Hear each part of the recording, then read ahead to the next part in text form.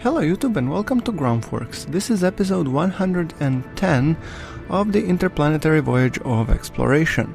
And in previous episode we were heavy on the building and we built Asteroid mover whose launch resulted in a fiasco or space confetti, and we also built the Asteroid Sciencer. So for the Asteroid Sciencer, I'm hoping for a slightly better result. And I'm kind of thinking maybe I should take Bob Kerman, because Bob is one of the celebrities that never gets to go anywhere. As you can see, everybody else has gotten some ribbons. We have Shanton and we have Bob. So I'm kind of almost inclined to take Bob on the Asteroid lander. So let's see. No, Jeb, you don't get to go. I'll actually take Shanton. Because, yeah, Bob is one of the local celebrities, but Shanton is also a scientist and he would like to know more. So, stability assist on. Since we failed to move the asteroid out of its inclined orbit, now I have to launch into the inclined orbit with Shanton. So let's see. We shall for sure wait until we get into proper alignment and then we will do the launch. Oh, I'm sorry for these two, but my game crashed in the middle. By the way, guys,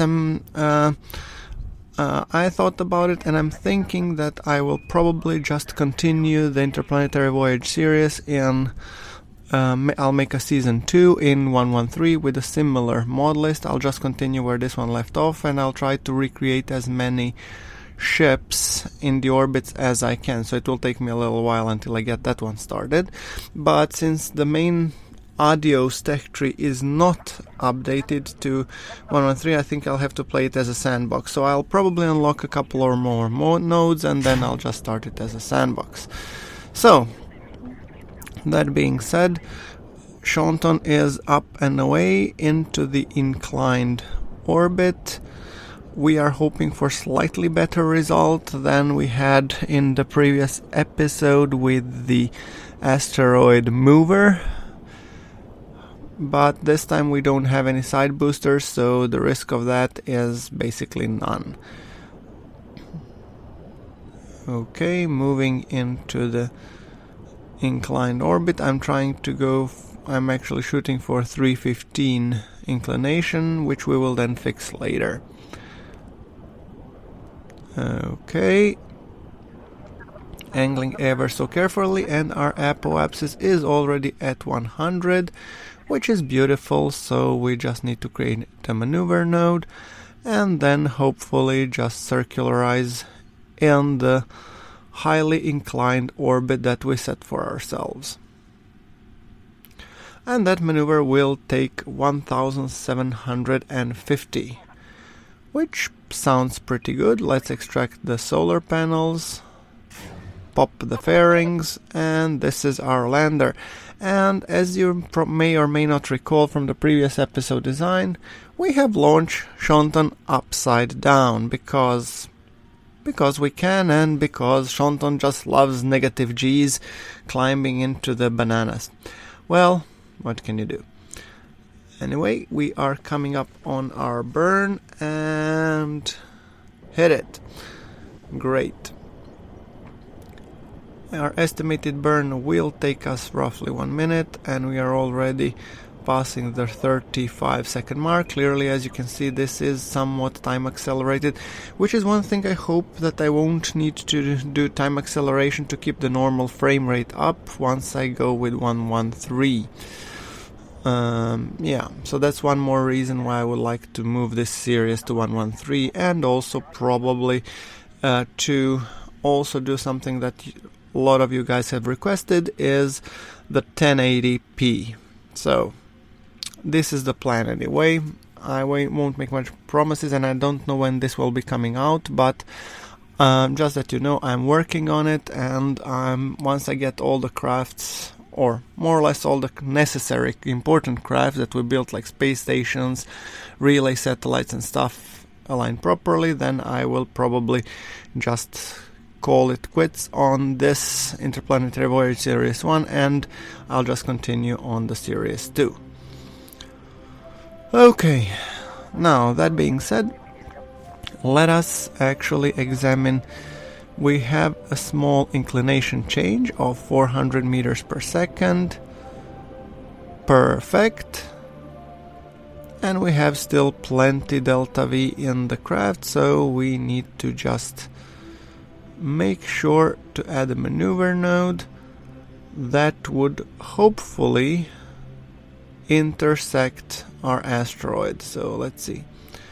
Let's do it in the ascending node, because we can then fix both of the ascending node and the intercept burn.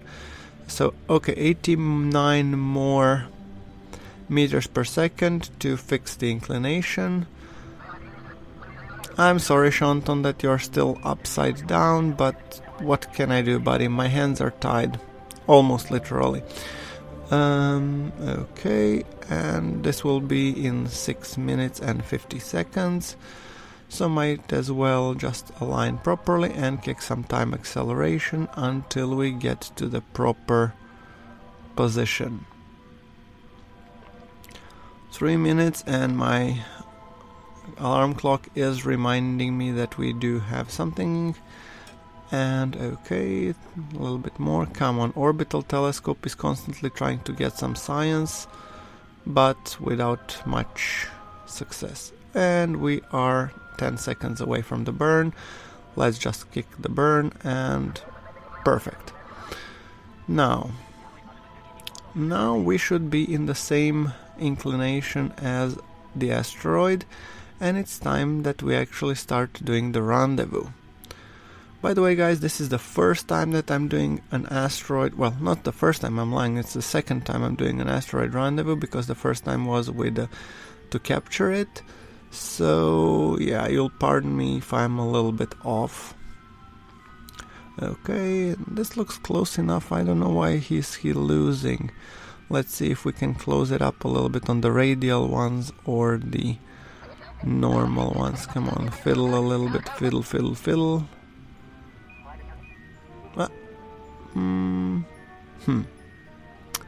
I just might keep it. Okay, no.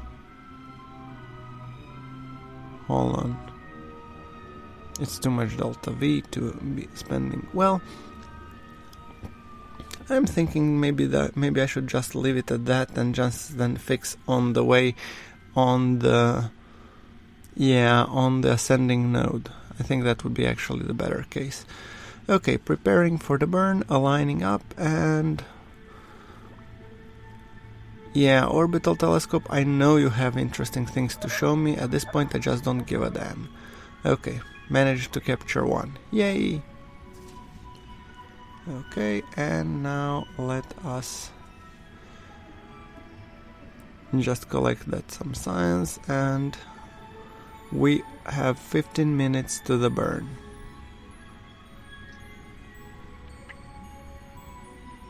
Seven minutes, 6, 5, 4, 3.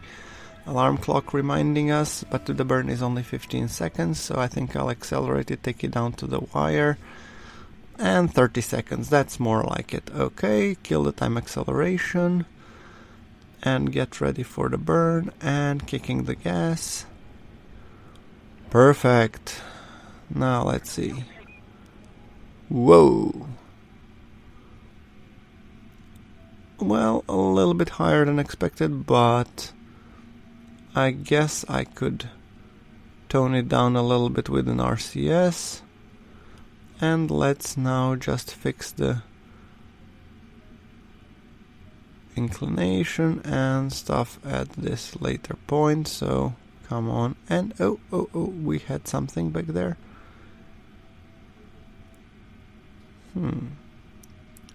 Yeah, I kind of like this approach. Come on, what do you have for me? Once again, this is one of those situations where fiddling doesn't do much. Okay, it has to be one of these. Let us just do the burn, which will be in 4 hours. By the way, Shanton is going away from Kerbin, and we do have still some juice in our rocket, so we will for sure be using that one still. And let's time accelerate a little bit by Kerbin. Alrighty then. And now at least I have a direction for the burn. So 3 minutes away from the burn, which is more or less doable. And now let's see if we can do the burn to a degree, at least that we get an encounter. Okay, and now it's time to just extend our apoapsis until we get a sort of close approach.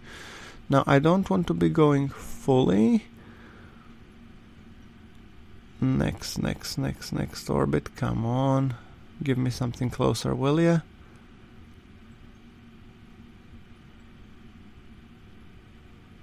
Okay, I might just hold a lower orbit just for kicks. Okay, this this fiddling is killing me.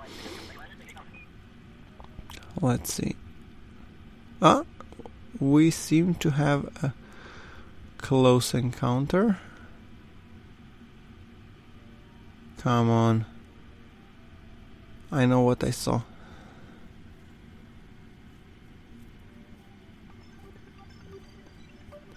Okay, 26 meters per second burn. Let's time accelerate until we get to it. A couple of these burns, I mean, this going for the asteroids is always messed up, and the conics aren't always the best, so yeah, we have to improvise sometimes. But yeah, now this time we have to want to be exactly on the ball, so I'm trying to get it. Okay, 0.2, I think that's good enough. And at this point I have just set the maneuver node because I want to know how far from the burn I really am, and to have to be reminded. So okay, and now we should go from the orbit to the hopefully target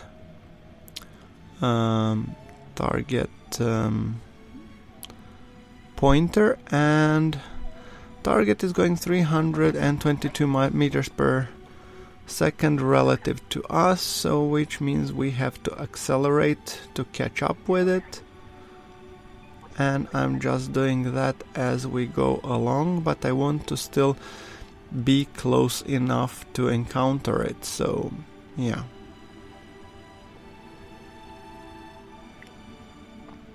I'm letting it come even closer, and then I'll do another burn to kill my relative velocity to the actual target.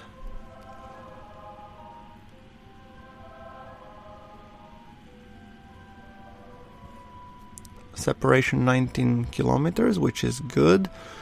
The target speed is still a little bit too fast for my taste, so I will want to reduce it once we are closer.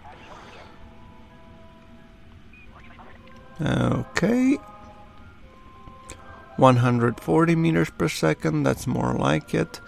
And I'm constantly watching T minus to know when would be the closest approach between the two. So 110, I think I'll let it slide a little bit. 50 minutes, I think I'll drop it somewhere to roughly either 30 or 10-ish.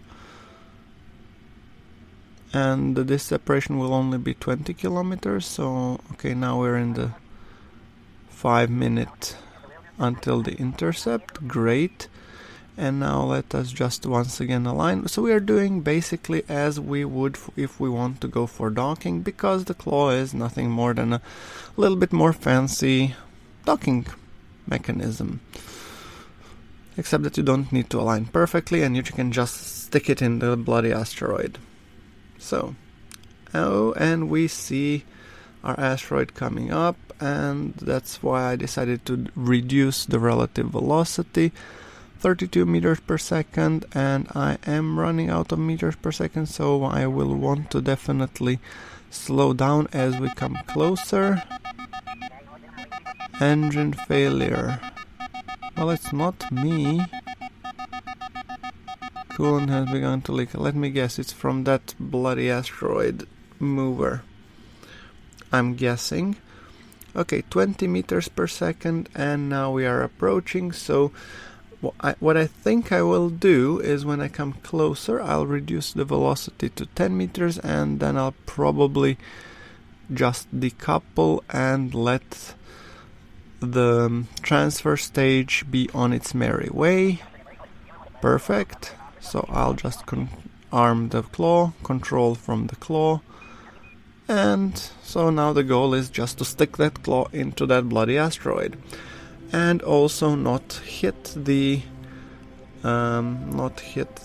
part of the rocket in the process. So screenshot, always worth a shot. We are 7 meters relative to the target. We are coming close. And Shanton will be hopefully the first Kerbal who will set foot on an asteroid. And I'm hoping he carries a boatload of experiments with him, and I'm hoping to get at least some science out of it. Oh, was that glowing? By the way, guys, I think this is a bug with... I have no idea what mod, but I have seen this before. When I return in, I can see that the engines are still being lit, and it's kind of ridiculous if you think about it, because we have spent all the delta V of that craft, so the engines couldn't possibly be working. But yeah, whatever. Oop. Did we get stuck a little bit too much? Come on. Stick it. And success. Awesome. Now, since this guy is annoying the hell out of me, I'll just release him and tell bye-bye. You will not be missed.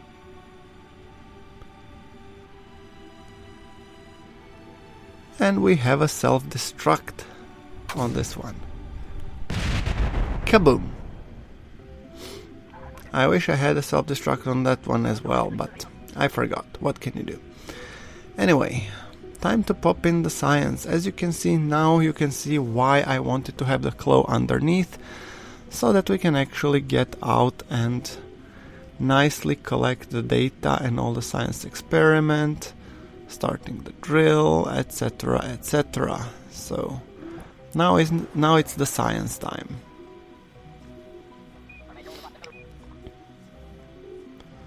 By the way, I tried a bunch of experiments, but it seems that most of the experiments are only being done. I have to just take the EVA report and that's it. Come on. EVA report? Sample from the asteroid? Okay, thank you. At least the soil sample is still working. Great. And that's it? Come on, you got to be kidding me. Seems like it. Telescope, toggle shutter. No available experiments. I'm a little bit disappointed, guys, to be perfectly honest with you. I mean, so much trouble into retrieving an asteroid and then nothing. Okay. Whoa. Let us then get Shanton back home, shall we? So we release the claw and... way, let's take this way, and now it's all a matter of getting Shanton back to Kerbin.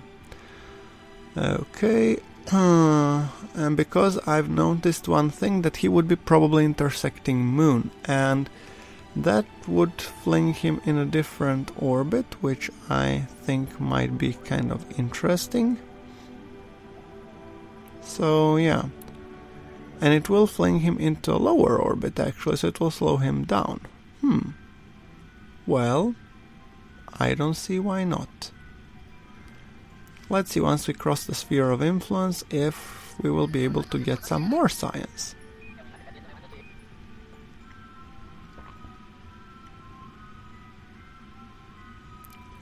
Oh, come on, come on. Bam! Do we have any more science? No. Well, at least then I'll use the moon to actually have a better burn and use moon's gravity to basically reduce our periapsis. So, because we can. Okay, and it would be 440 meters per second, because I think if we didn't use moon it would take us way more. So, I mean, we still had a delta V, but why? This is more fun. And if we pick up some science on the way, then why not? Okay, coming up on our burn in 3 minutes. It seems that we scienced enough out of moon, but maybe we'll need a couple more landings. Who knows? Okay, reducing the periapsis, and I'll try to keep it somewhere in the 20s range. 100,000 and 40, lower, and 20. Perfect. So, time to leave moon behind us and come back home with Shantan. It's a little bit slower mission, and I mean, it's an asteroid mission, but I figured we still have some time until Carbonite miner gets to Duna, so we might as well do a couple of maintenance missions and also some exploration I'm hoping for. So, we anyway got a couple more experiments, so I'm figuring maybe it would be worth it to actually, get some more science. Because why not? Okay, we are coming up on Kerbin. It's getting pretty big. Are you ready, Shantan, for coming back home? Oops. Gravity scan, yes. Science. Well, if we can do science around the moon, we can do science around Kerbin. Why not? Let's do some more time warping, and this is completely uncontrolled. I have no idea where Shantan will end up, but accept that he will get captured because he's going for an apoapsis of 10,000, not 20. Good thing that this is KSP-090 and not 113, where I will need to learn all the heat mechanics from the get-go. Yeah, that will be fun. Anyway, 150.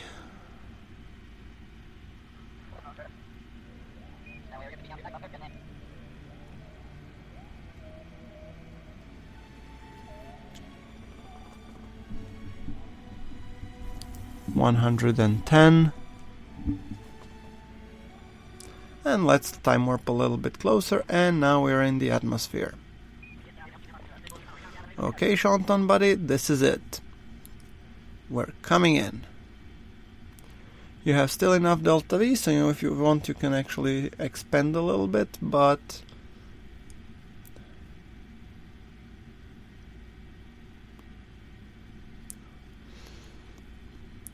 getting the heat effects.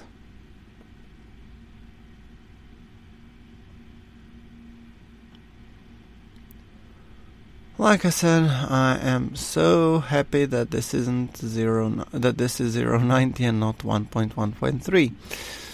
By the way, guys, when I start the 1.1.3, please, by all means, do provide instructions on how to handle heat mechanics, because, I mean, I know they introduced a lighter version of deadly reentry, and I suck at that one, more or less. So, yeah.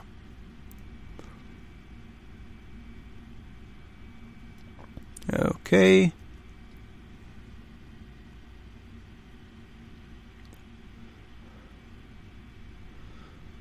(1,000 meters per second), and now we're kicking the gas to slow down ourselves, which is kind of cool, and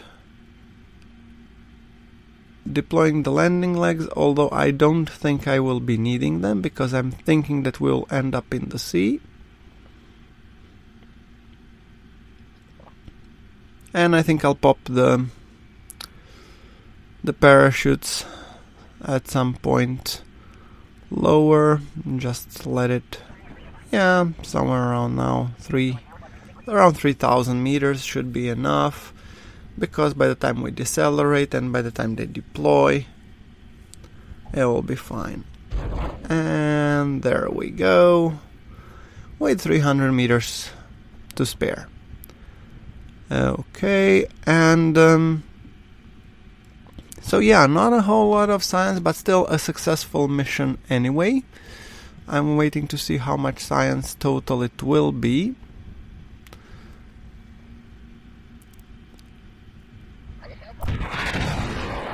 Poing. And let's recover and get Shanton some more ribbons now, shall we? Recover.